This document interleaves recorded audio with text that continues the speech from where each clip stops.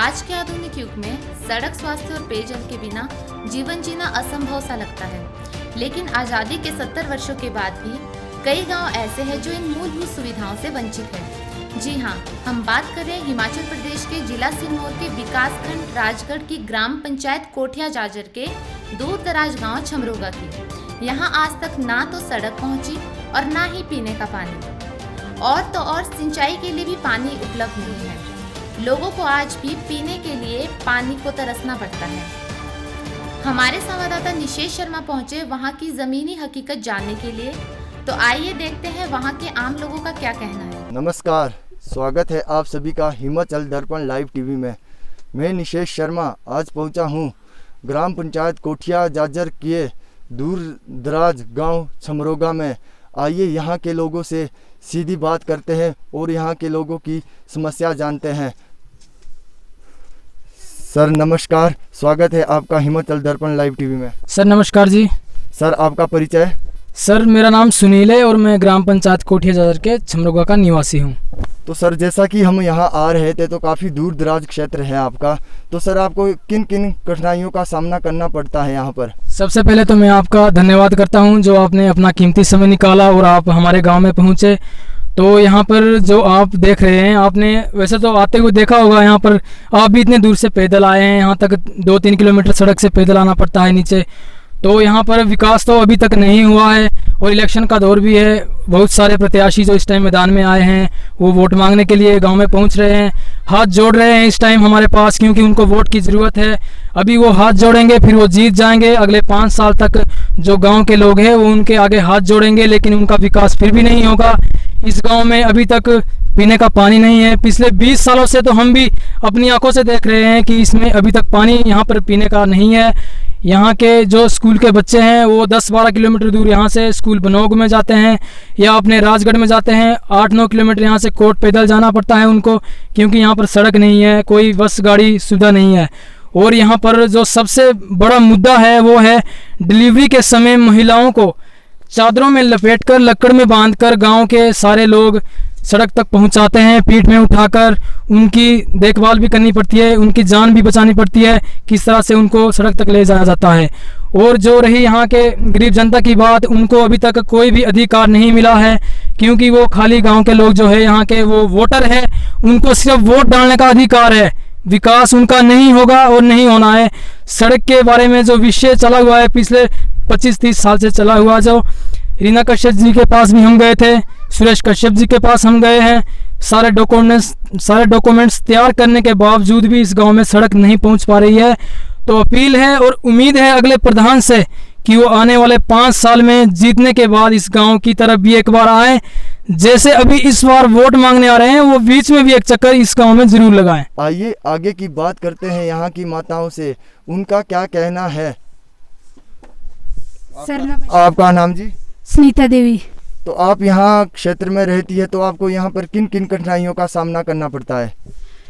Sir नमस्कार। Sir बहुत मुश्किल है हमारे, सर पानी की समस्या है, सर सड़क की समस्या है। जब जाना पड़ता तो बहुत दूर जाना पड़ता सड़क के लिए। जब वोट मांगने की बारी आती तब आ जाते सर, जब मतलब निकल जाता तब आते हैं दोबारा। तो आपका कहना है कि जब उम्मीदवार का मतलब पूरा हो जाता है तो आपके बीच नहीं आता है? नहीं सर, कोई नहीं आता, हमारे को कोई नहीं पूछता सर। 5 साल के बाद आते वोट मांगने, उसके बाद नहीं पूछता हमारे को कोई नहीं। सड़क की समस्या है, हमारे बहुत दूर जाना पड़ता सर।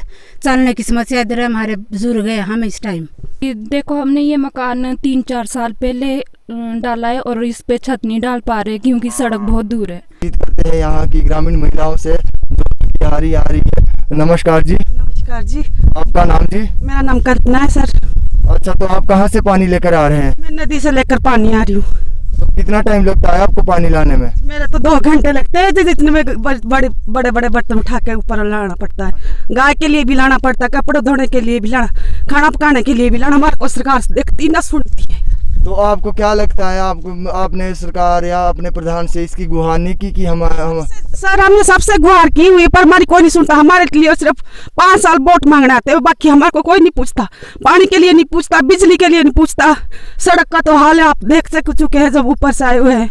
ना सड़क का पता है, ना पानी का, ना और बिजली का भी नहीं। नमस्कार सर, स्वागत है आपका हिमाचल दर्पण लाइव टीवी में। सर आपका परिचय। सर नमस्कार जी, मेरा नाम नारायण दत्त है। मैं वार्ड नंबर 2 कोठिया जाजर पंचायत से बिलोंग करता हूँ, गांव चमरोका में। तो सर जैसा कि आप देख रहे हैं, अभी आपने देखा होगा, वो तो मौके पे आप आए, आपका बहुत बहुत धन्यवाद हम करते हैं। आपने देखा ही होगा कि किस तरह से हमारी गांव की माताएं बहनें गिरी नदी से पानी उठा करके अपने सर पे लाती हैं। और यहाँ पर पानी की इतनी ज़्यादा दिक्कत है, लेकिन सरकार का इस तरफ कोई भी ध्यान नहीं है। कितनी बार हमने कंप्लेंटें भी इस विषय में कर ली है, लेकिन कुछ दिन पानी आता है और उसके बाद वही हालत रहती है। मुख्यमंत्री स्वयं सेवा संकल्प हेल्पलाइन पे हमने कई बार कंप्लेंटें की, 2-3 बार मैंने खुद ही इस पर कंप्लेंटें दर्ज करवाई। तो 1-2 दिन ही पानी आता है और उसके बाद जो है पानी का कनेक्शन कट जाता है। तो मैं यही गुहार लगाऊंगा सरकार से भी कि इस विषय को गहनता से लिया जाए। जैसा कि आपने देखा जब आप ऊपर से आए होंगे, सड़क की भी यहाँ पर खस्ता हालत है, कोई सुविधा नहीं है, बुरे हाल है सड़क के। और हमारा जो नीचे का गांव है वो तो अभी भी सड़क से छूटा है। यहाँ की जो मूलभूत आवश्यकता है, जब वो ही नहीं मिल रही है तो फिर हम क्या उम्मीद लगाए रखें सरकार से कि हमें जो है जो मूलभूत हमारी आवश्यकता है वो पूरी होगी।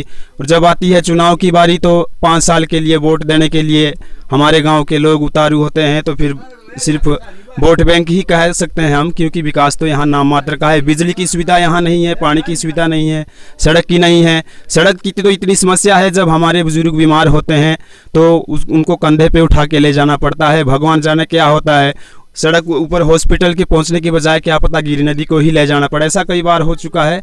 तो इसलिए मैं यही फरियाद करूंगा कि वोट बैंक की राजनीति को छोड़ करके थोड़ा सा सरकार जो है वो काम की तरफ भी ध्यान दे। ताकि एक तरफ से सरकार कहती है कि लोकतंत्र को सशक्त बनाने के लिए हर युवाओं को आगे आना चाहिए। युवा तभी आगे आएगा जब विकास होगा। अगर गांव में विकास होगा तभी तो हम अपने लोकतंत्र को सशक्त बना पाएंगे। अन्यथा इस तरह से लोगों को झूठे आश्वासन दे करके तो बड़ा मुश्किल है कि हम अपने लोकतंत्र को सशक्त बना पाएंगे। तो सर यहाँ जो आपकी आबादी है, बस्ती की आबादी, कितने लोग यहाँ पर रहते हैं सर? सर यहाँ पर जो है आबादी तो यहाँ 150-200 के करीब की आबादी है, लेकिन मतदाता की यहाँ जनसंख्या लगभग 50-60 है। और सभी हरिजन बस्ती यहाँ पर है, हरिजन कास्ट से बिलोंग करते हैं। और यहाँ पर विकास के नाम पर आज तक कुछ भी नहीं मिला है। मैंने पहले भी अभी कहा था, ना तो यहाँ 3 फेज की कोई सुविधा है, रात को बच्चे पढ़ नहीं पाते, रास्ता इतना खराब है, पार यहाँ से कम 20-25 छोटे छोटे बच्चे जाते हैं। अगर ऊपर से छोटा सा पत्थर भी गिर जाता है तो गिरी नदी में पहुँचता है। तो इसी तरह से भगवान करे ये ऐसा हादसा अभी तक हुआ नहीं, ना आगे होना चाहिए। लेकिन अगर इस तरफ भी सरकार थोड़ा सा ध्यान दे तो अच्छा रहेगा, क्योंकि बच्चे जो है वो देश की रीढ़ की हड्डी है और देश के लोकतंत्र को सशक्त बनाने के लिए उनको प्राथमिकता दी जाती है। तो सर आप हमारे चैनल हिमाचल दर्पण लाइव टीवी के माध्यम से प्रशासन और जो यहाँ के उम्मीदवार हैं उनको क्या संदेश देना चाहेंगे? मैं तो यही कहना चाहूँगा कि अगर हर युवा अपनी भागीदारी सही रूप से लोकतंत्र के इसमें देता है तो मैं यही कहना चाहूँगा कि जो झूठे आश्वासन देते हैं ऐसे युवाओं को चुन करके आगे ना लाएं। ऐसे युवाओं या ऐसे राजनेता को आगे आना चाहिए जो पूरी तरह से जनता के लिए समर्पित हो, विकास कर सके। ऐसे लोगों को आगे आना चाहिए। और यहाँ की जो समस्या है, मेरी यहाँ लोगों से यही प्रार्थना है कि ऐसे युवा को चुन करके आगे लाएं ताकि यहाँ की जनता का विकास भी कर सके। हिमाचल दर्पण लाइव टीवी के लिए निशेष शर्मा की रिपोर्ट। हिमाचल दर्पण लाइव टीवी, जो बात करेगा आपके हक की।